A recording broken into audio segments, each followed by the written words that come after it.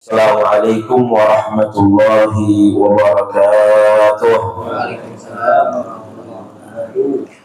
Al-Fatihah ta'ala niyatul futuh wal munuh wa rusu wa taubatin nusu wa salahil jasad wa ruh wa ila hadratin nabi al-mustafa Muhammad ibn Abdullah sallallahu alaihi wasallam wa musannif muallif hadal kitab al-imam Syekh al-Marzuki وإلى جميع مشايخنا معلمنا آباء أمهاتنا جداتنا شيخ لهم الفاتحة. أعوذ بالله من الشيطان الرجيم. بسم الله الرحمن الرحيم. الحمد لله رب العالمين الرحمن الرحيم مالك يوم الدين. إياك نعبد وإياك نستعين اهدنا الصراط المستقيم صراط الذين أنعمت عليهم غير المغضوب عليهم ولا الضالين آمين. الحمد لله القوي سلطانه الواضح برهانه المبسوط في الوجود كرم وإحسانه تعالى مجده وعظم شأنه. والحمد لله الذي جعلنا خير أمة أخرجت للناس تأمرون بالمعروف وتنهون عن المنكر. والحمد لله الذي أرسل رسوله بالهدى ودين الحق ليظهره على الدين كله وكفى بالله شهيدا. أشهد أن لا إله إلا الله وحده لا شريك له وأشهد أن محمدا عبده ورسوله لا نبي ولا رسول بعده. اللهم صل وسلم وكرم وعزم وبارك على هذا النبي الكريم نبينا وحبيبنا وشفيعنا وقرة أعيننا سيدنا ومولانا محمد صلى الله عليه وسلم طب القلوب ودوائها وعافية الأبدان وشفائها ونور الأبصار وضيائها وقوت الأرواح وغذائها وعلى آله وصحبه وسلم. فقال عز من قائل في محكم التنزيل وهو أصدق القائل. بسم الله الرحمن الرحيم. يرفع الله الذين آمنوا منكم والذين أوتوا العلم درجات. اللهم انفعنا بما علمتنا وعلمنا ما ينفعنا وارزقنا علوما تنفعنا في الدنيا والآخرة. اللهم فقهنا في الدين وعلمنا التأويل. اللهم ارزقنا فهم النبيين وحفظ المرسلين وإلهام الملائكة المقربين برحمتك يا أرحم الراحمين. اللهم أخذنا من ظلمات الوهم وأكرمنا بنور الفهم وافتح علينا بمعرفة العلم وحسن أخلاقنا بالحلم واستحل لنا أبواب الفضل وانشر علينا من خزائن رحمتك يا أرحم الراحمين. آمين آمين يا رب العالمين. Alhamdulillah summa alhamdulillah hadratul mukarramin wal muhdarin, para asatidz dan para jamaah semua insyaallah diberkahi dimuliakan oleh Allah Subhanahu wa taala. Insyaallah mudah-mudahan senantiasa kita semua Allah berikan sehat walafiat, panjang umur dalam keberkahan dalam nama Allah Subhanahu wa taala. Allah jaga diri kita, Allah jaga keluarga kita, orang tua kita, semua orang-orang terdekat kita dan juga sahabat kita senantiasa dalam perlindungan Allah Subhanahu wa taala. Allah berikan sehat walafiat, ya panjang umur dalam keberkahan dalam naungan Allah Subhanahu wa taala. Allah jadikan keluarga kita keluarga yang sakinah, mawaddah warahmah, anak keturunan semua menjadi anak-anak yang saleh dan salehah, hafidh dan hafizah. Insyaallah kita semua senantiasa istiqamah di jalan Allah Subhanahu wa taala. Amin ya rabbal alamin. Alhamdulillah summa alhamdulillah, senantiasa kita bersyukur kepada Allah Subhanahu wa taala dan juga bersalawat kepada Nabi kita Nabi besar Muhammad sallallahu alaihi wasallam. Mudah-mudahan segala aktivitas rutinitas kita senantiasa membuktikan kecintaan kita kepada Allah dan kecintaan kita kepada Habibullah Muhammad Rasulullah sallallahu alaihi wasallam. Mudah-mudahan segala niat kebaikan kita yang kita niatkan dari rumah hingga hadir di sini insyaallah menjadi wasilah segala amal perbuatan kita diterima oleh Allah, segala hajat keinginan kita dikabul, diijabah oleh Allah Subhanahu wa taala, segala kesulitan, kegundahan, kesedihan kita insyaallah diberikan kemudahan dan kebahagiaan dari Allah Subhanahu wa taala. Amin ya rabbal. Kita teruskan kajian kita yang sudah lama terhenti dari kitab Aqidatul Awam yang Syekh Amal Marzuki Al-Maliki, kemudian juga disyarah oleh Syekh Nawawi Al-Bantani rahimahullah ta'ala, wa nafa'ana Allahu bi'ulumi fid dharain amin. Di kitab Nurul Zalam sampai mana kita tuh? Seingat aneh sampai bait ke-9 kalau nggak salah. Ya, faqudratun iradatun sama' basar hayatul ilmu ana mustama'. Qala Syekh Nawawi Al-Bantani rahimahullah ta'ala, wa nafa'ana Allahu bi'ulumi fid dharain amin. Wa qawluhu istama' ay dama kalamuhu ta'ala wa la yanqati'. Jadi istamar ini kan tadi ngikutin kalimat kalam, ya, kalamun istamar. Jadi mensifati kalamnya Allah Subhanahu wa ta'ala. Jadi kalam itu adalah firman, adalah wahyu, ya, perkataan dari Allah Subhanahu wa ta'ala. Tentunya beda, ya, antara kalam kita dengan kalamnya Allah Subhanahu wa ta'ala. Jadi kalau kalam Allah itu sifatnya qadim, ngikutin Allah Subhanahu wa ta'ala, bukan makhluk. Jadi qadim itu yang nggak ada awalnya, nggak ada akhirnya, terdahulu, ngikutin zatnya Allah Subhanahu wa ta'ala. Jadi kalau kita berbicara sifat, maka dia ngikutin zatnya Allah Subhanahu wa ta'ala. Misalnya tadi bahwasanya kalamullah, ya, kemudian ilmullah, ya, ilmunya Allah Subhanahu wa ta'ala, kemudian basarullah, penglihatan Allah Subhanahu wa ta'ala. Nah, itu semua ngikutin, ya, zatnya Allah Subhanahu wa ta'ala. Adanya kalam karena adanya zat, adanya Allah Subhanahu wa ta'ala.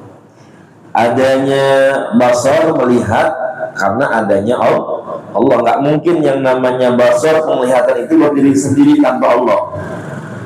Nggak mungkin yang namanya kalam itu, perkataan itu berdiri sendiri tanpa adanya zat Allah Subhanahu wa ta'ala.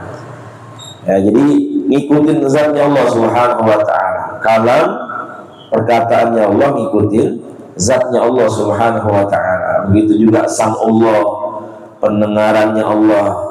Jadi pendengaran itu ada karena ada zatnya Allah Subhanahu wa ta'ala. Jadi kalau ada kalimat basarullah, kemudian sam'ullah, basar, sam'un, kemudian kalam, itu adalah sifat-sifat Allah yang ngikutin zatnya. Ya, tentunya beda kalau kita ngucapin baitullah, Rasulullah. Nah, itu makhluk semua tuh. Ya, kalau baitun rumah, tapi kalau baitullah rumah Allah, tentunya beda antara rumah kita dengan rumah Allah. Bukan berarti Ka'bah itu juga adalah rumah Allah yang Allah tinggal di situ, enggak. Ya, kita sebut rumah Allah baitullah karena memang itu adalah tempat yang suci, bahwasanya hanya sebagai simbol, ya, bahwasanya rumah yang pertama kali didirikan, ya, di alam dunia ini, masjid yang pertama kali didirikan di alam dunia. Inna awwala baiti wudi'a lin-nas bi Bakkah mubarakah, bahwasanya ada rumah yang pertama kali dibangun di muka bumi ini adalah di Bakkah, yaitu tempat di Makkah. Jadi Mekah itu disebut juga awalnya dengan Bakkah, ya, bi Bakkah mubarakah. Jadi dalam firman Allah mengatakan inna awwala baiti wudi'a lin-nas, bahwasanya awal yang pertama kali baitin, rumah ya wudi'a linnas, yang diletakkan, yang dibuat oleh umat manusia, bi Bakkah mubarakah, yaitu adalah tempatnya di Bakkah atau Makkah mubarakah, yang penuh dengan keberkahan. Kenapa Makkah disebut dengan Bakkah? Karena Bakkah itu berasal dari kata baka ya beki, yang artinya adalah tangisan, ya, baka ya beki. Jadi baka itu adalah tangisan. Tangisan dari siapa? Tangisan dari para nabi, Nabi Ibrahim dan keluarga besarnya, khususnya Nabi Ismail ketika itu, yang memang beliau ditinggalkan oleh Nabi Ibrahim, ya, di tempat yang kering tandus, nggak ada apa-apa, ya, bersama ibunda tercintanya, ya, Sayyidah Hajar. Ya, dari Sayyidah Hajar lahir Nabiullah Ismail. Ya, kalau saudaranya Nabi Ishak dari yang kedua, ya, Hajar pertama, ya, Sayyidah Sarah kedua, kemudian lahir Nabiullah Ishak, ya, ada Ishak, kemudian ada Ismail. Nah, Ismail, ya, itu bahasa Ibrani sebenarnya.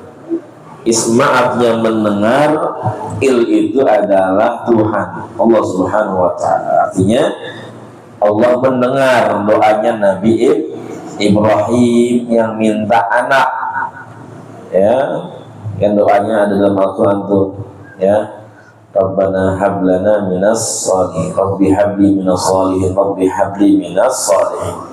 Ya Allah, berikanlah aku keturunan yang soleh. Nabi Ibrahim udah lansia, udah tua, terus berdoa, akhirnya diberikan Nabi Ismail. Makanya namanya Ismail, karena Allah mendengar doa permintaan hajatnya Nabi Ibrahim. Nah, itu Nabi Ismail ditinggalkan di padang pasir yang tandus kering, nggak ada apa-apa. Ya, yang sekarang bentuknya adalah Ka'bah. Nah, itu. Ini dulu hanya lembah. Ya, makanya bahasanya dalam Al-Quran itu, inni askantu min zurriyati biwadin ghayra zi zar'in inda baitikal muharram. Ya, bahwasanya aku meninggalkan anak keturunanku di lembah yang kering, nggak ada apa-apa, tandus, nggak ada apa, yang biwadin ghayra zi zar'in, yang nggak ada pohonan, nggak ada tumbuhan, inda baitikal muharram, inda baitikal muharram, di tempat, di rumahmu yang mulia. Jadi dulu lembah, makanya kalau kita mau tawaf itu kan turun ke bawah, ya. Jadi kalau dari hotel terus begini, kemudian turun naik tangga atau eskalator ke bawah begini. Nah, baru di situ adalah tempat tawaf Ka'bah. Nah, medannya turun, karena dulu memang lembah kan memang menjorok dia ke dalam. Nah, itu jadi Baitullah makhluk, ya, rumah Allah. Ada Rasulullah, utusan Allah, makhluk juga.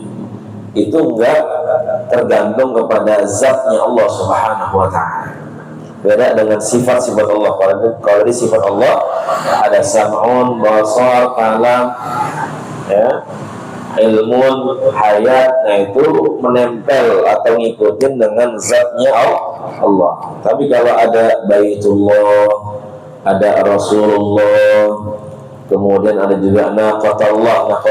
Naqatallah itu untanya Allah, ya, kaumnya Nabi Saleh, yang dulu mereka meminta bukti kalau Nabi Saleh ini adalah Nabi Rasul utusan Allah. Jadi mereka minta hadirkan, datengin unta dari Gunung Bebatuan, kemudian minta dihadirin atau dijadiin unta untanya yang betina yang lagi hamil 10 bulan. Ya, ternyata dihadirkan oleh Allah Subhanahu wa taala sebagai mukjizat ya Nabi Saleh ketika itu. Akan tetapi mereka tetap tidak mau beriman kepada Nabi Saleh. Nah itu, jadi kalau Allah, sifat-sifatnya Allah itu adalah qadim, yang ngikutin zatnya Allah Subhanahu wa ta'ala.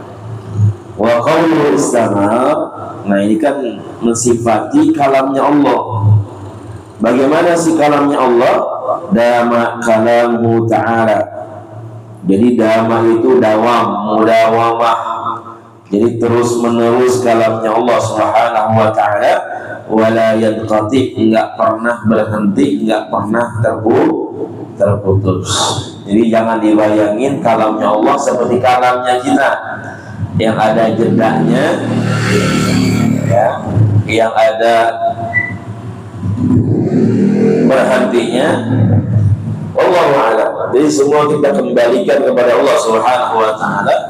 Dan juga baik ya, apakah kalamnya Allah itu adalah ucapannya Allah itu adalah bahasa seperti kita atau tulisan dan sebagainya. Artinya kita semua kembalikan itu semua kepada sesuatu yang layak bagi Allah Subhanahu wa ta'ala, yang tentunya mukhalafatul hawadis, yang berbeda dengan makhluknya. Maka di sini ditambahkan walaisa ma'na wa kalamallahu Musa taklima. Dalam firman Allah Subhanahu wa ta'ala surah An-Nisa ayat 164, Allah mengatakan wa kallamallahu Musa taklima, bahwasanya Allah telah berbicara dengan Nabi Musa secara langsung. Ya, kallamallahu Musa taklima, Allah berbicara kepada Nabi Musa secara langsung. Annahu ibtada al-kalam lahu ba'da an kana sakitan, fa ba'da ma kallamahu inqata'a kalamuhu wa sakata tanazzaha Allah ta'ala ala dhalika tanazzuhan 'aziman. Maka dikatakan tadi walaysa ma'na kalam Allah Musa taklima. Jadi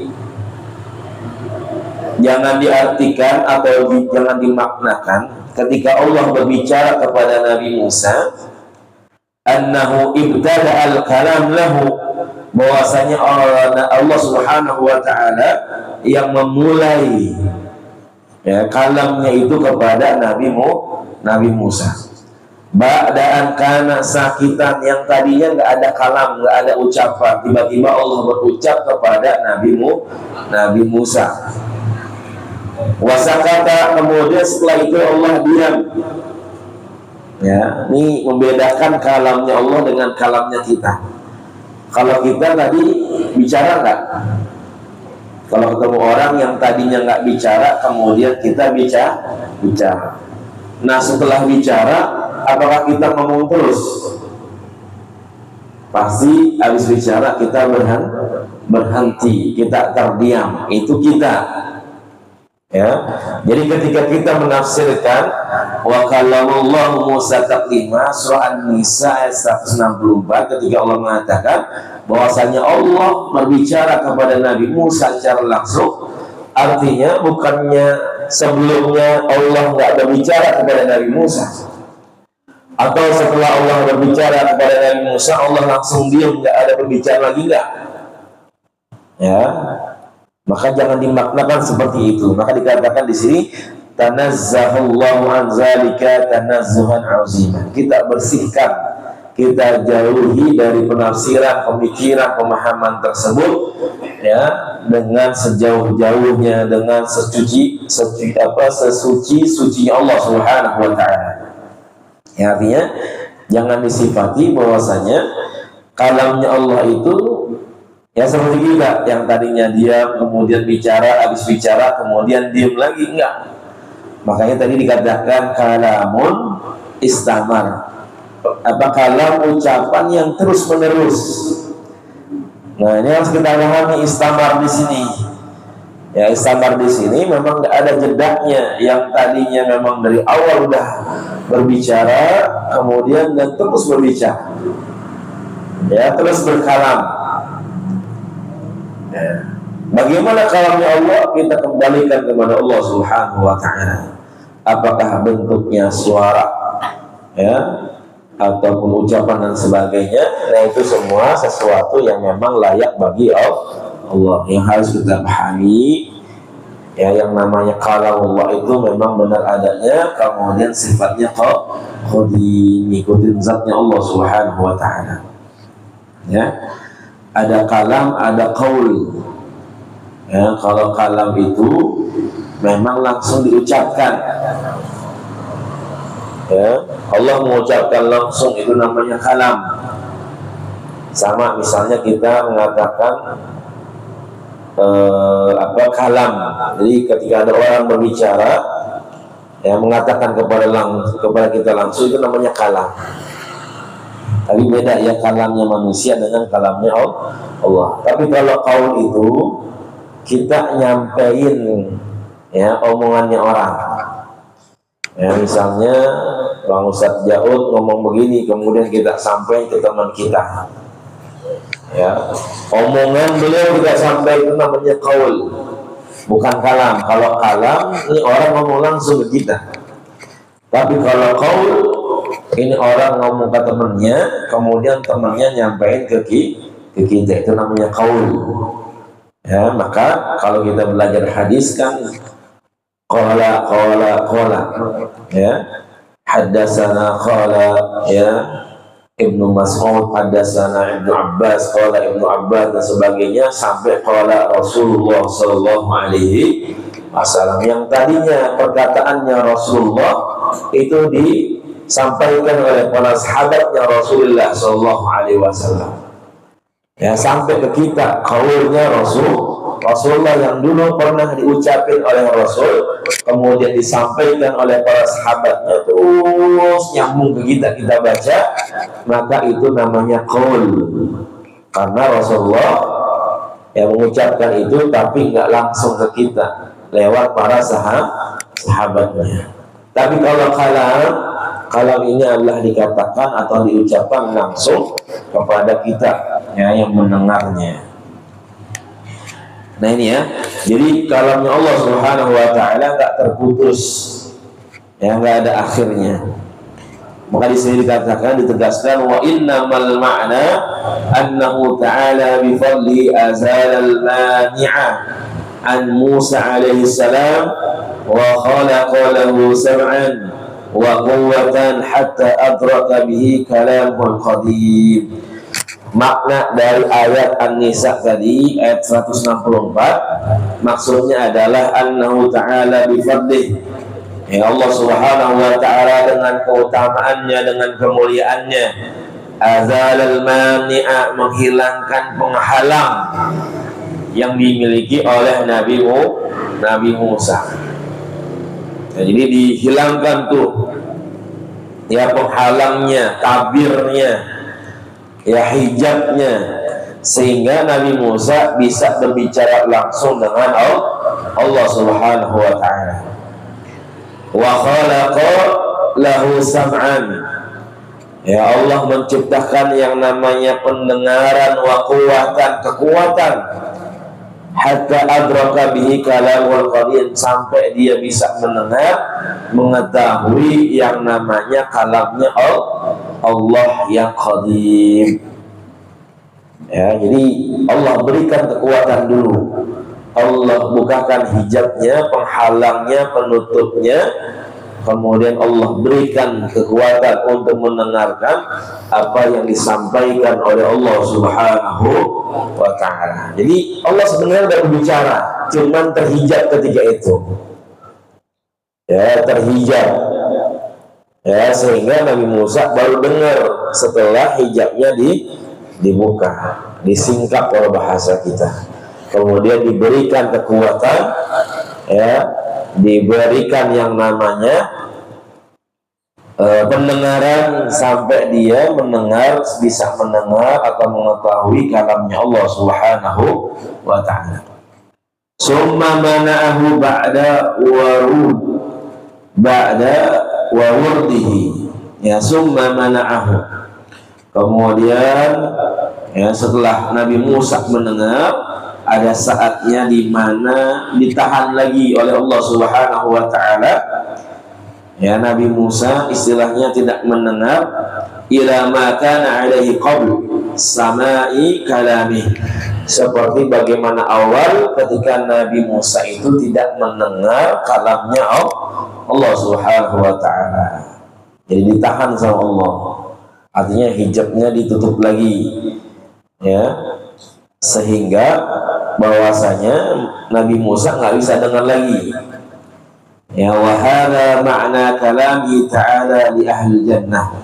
Nah, ini maksud dari kalamnya Allah Subhanahu wa taala ya untuk para penghuni surganya Allah Subhanahu wa taala.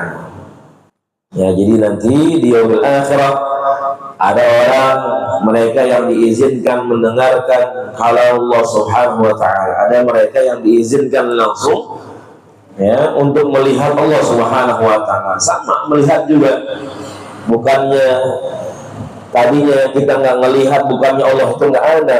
Allah itu ada, cuman kita kagak bisa ngelihat. Tapi Allah izinkan kita untuk dibuka hijab kita, ya, dibuka tabir kita sehingga mata kita bisa melihat Allah Subhanahu wa taala. Ya, setelah kita bisa melihat Allah, ada orang-orang yang memang mungkin dari awal nggak diizinkan buat melihat, atau setelah melihat kemudian tiba-tiba nggak diizinin buat melihat. Bukan berartinya Allahnya hilang, nggak, tapi Allah tutup, Allah kasih hijab lagi.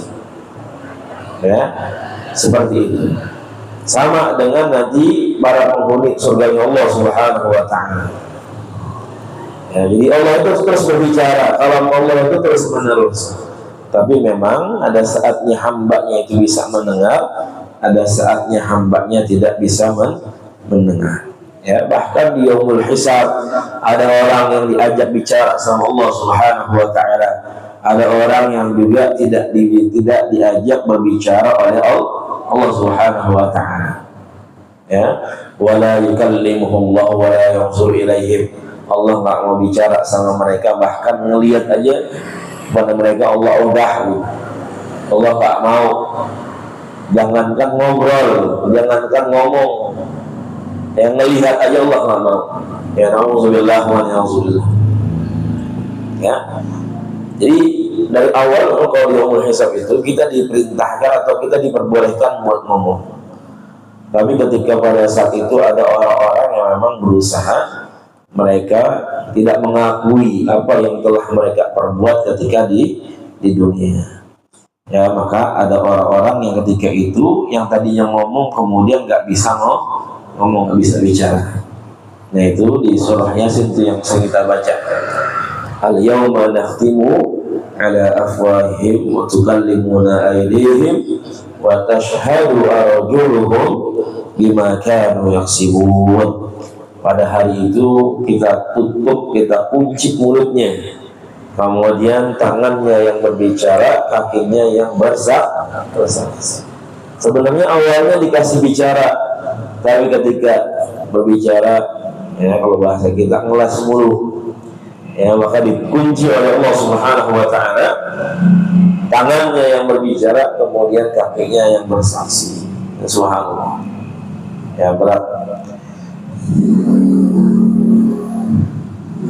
Kemudian akhraja at-Tabrani an Ibni Jubair anhu alaihi salatu wassalam annahu qala awha Allah ila Musa alaihi salam inni ja'altu fika ashrata alafi sam'in hatta sami'ta kalami wa ashrata alafi lisanin hatta ajabtani. Ya, diriwayatkan oleh Imam At-Tabrani an Ibni Jubair, dari Ibnu Jubair anhu alaihi salatu wassalam, Rasulullah mengatakan, ya annahu qala, Rasulullah mengatakan auhallahu ila Musa, bahwasanya Allah telah memberikan wahyu, auha, jadi Allah telah memberikan wahyu kepada Nabi Musa alaihissalatu wassalam. Kemudian Allah mengatakan, Nabi Musa mengatakan, inni ja'altu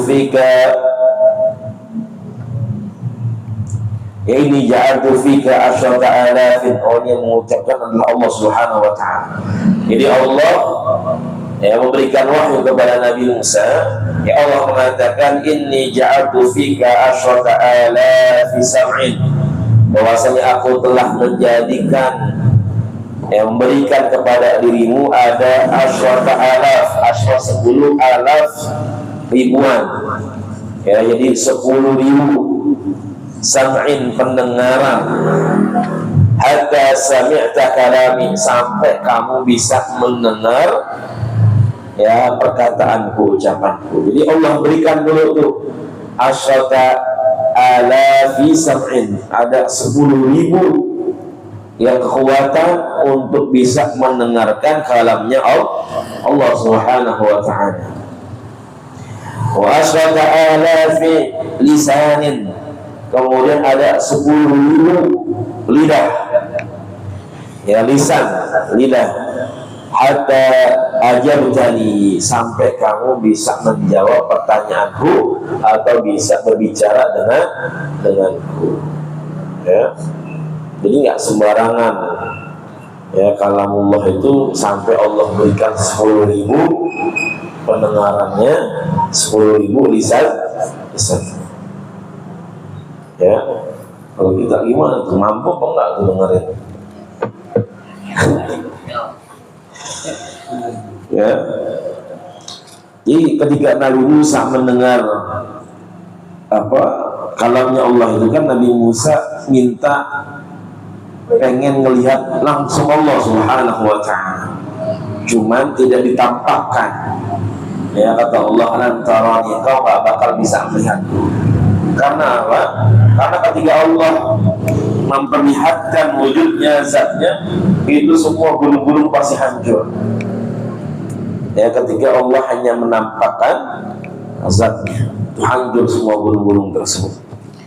Ya, jadi makanya Allah subhanahu wa ta'ala berikan 10.000 ya pendengaran, kemudian 10.000 lisan. Wa akhrajal Qudai anna Allah kallama Musa bi mi'ati alfin wa arba'ina alfa kalimat. Ya, bahwasanya Al-Imam Qudai rahimahullah ta'ala mengatakan anna Allah kallama Musa, anna Allah subhanahu wa ta'ala ya telah berbicara kepada Nabi Musa bimi'ati alfin wa arba'ina alfa kalimat. Mi'ah 100, alfun 1000, ya 100.000 tambah wa arba'in 140.000 ya kalimat. Ya, jadi Allah telah berbicara kepada Nabi Musa ya dengan 140.000 kalimat. Ya, wa ma'na dzalika annahu fahima ma'na yu'abbaru anhu bihadzal 'iddati bihasabi kashfil hijabi la tab'idi fi sifati. Ya, wa ma'na dzalik, maka maknanya, maksudnya adalah annahu, Nabi Musa ini fahima ma'na, beliau paham makna, yu'abbar anhu, makna dari perkataannya Allah, karena memang beliau sudah diberikan kekuatan oleh Allah subhanahu wa ta'ala. Ya, jadi nggak sembarangan ya orang yang bisa mendengar perintah Allah, mendengar kalam Allah, nggak bisa sembarangan. Ya, jadi jangankan ketemu Allah, mendengar Allah ya. Jadi melihat malaikat saja, ya Rasulullah SAW itu ketika menatap malaikat Jibril saja sampai menggigil. Ya, kalau bahasa kita ketakutan, gemeter, sampai pulang minta diselimutin, zammiluni, zammiluni. Kalau ada orang ngaku ketemu malaikat, ya ngaku sudah ketemu sama Allah, ya mustahil, dusta, ya, bohong. Ya, Nabi Muhammad nggak kuat ketemu malaikat Jibril alaihissalatu wassalam. Ya, bahwa kita lihat kisahnya Nabi Musa yang diberikan kekuatan sama Allah Subhanahu wa taala. Apalagi kita manusia dia biasa.